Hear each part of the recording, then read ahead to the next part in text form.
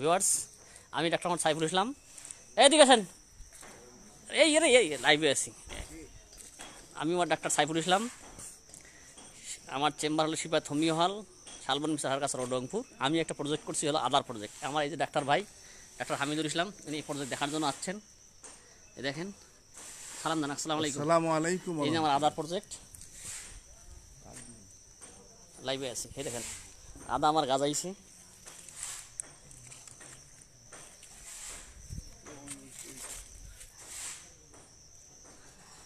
আদার project আদা আমার গাজাইছে।